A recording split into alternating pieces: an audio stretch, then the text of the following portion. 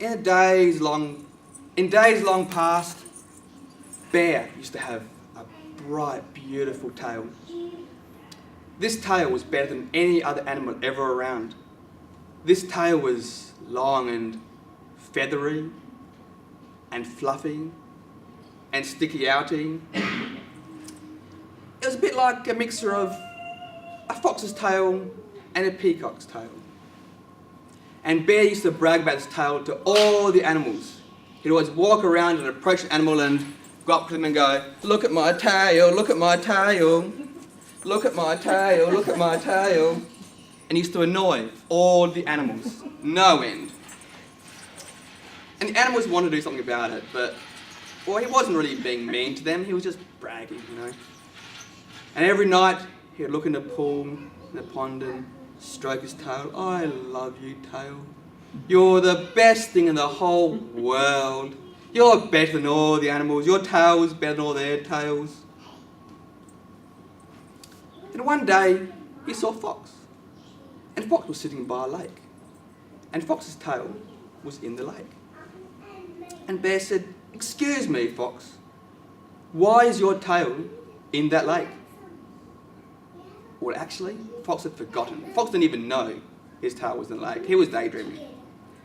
But he thought quickly. He said, "Oh, well, actually, I'm fishing. Yes, I'm going fishing. It's all the rage. What you do, you put your tail in the pond, the fish grab hold of your tail, and then you pull your tail out. And then you got fish on your tail, and then you eat them." "Oh, I wouldn't mind giving that a go," said Bear. "Why don't I try it?" "Definitely," said Fox. "You know, your tail would catch amazing fish." And so Bear moved over to the lake, and as he passed Fox, he went, "Look at my tail, look at my tail," and then sat down by the lake and put his tail in the water. "Now," said Fox, "you must remember, okay, don't ever move. In fact, close your eyes, don't move, sit as still as you possibly can. Okay, if you move, the fish will hear you, and they will see you, and then they're going to go. And what I'll do is I'll be over there behind that rock, watching what's going on. And as soon as I see a fish has got your tail, I'll call out, 'Now, Bear!' And then you can jump up and get your fish." So Bear put his tail into the lake and just sat there and closed his eyes and sat and sat.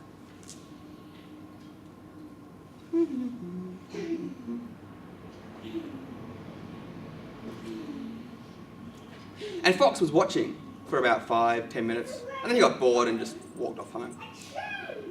The next morning, Fox woke up, and he thought, "I must see if Bear's still there. I mean, surely he wouldn't still be there, would he? He would have realised by now that it was all just a bit of a trick." And so he went to the lake, and much to his surprise, there beside the lake was a huge mound of snow in the shape of a bear.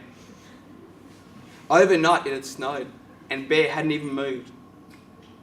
So Fox thought, "This has gone on a little bit too long today. I'll end this. I'll end it."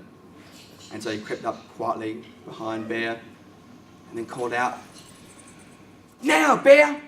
And as he did that, Bear jumped. He jumped. He jumped. He jumped. And jumped away from the lake.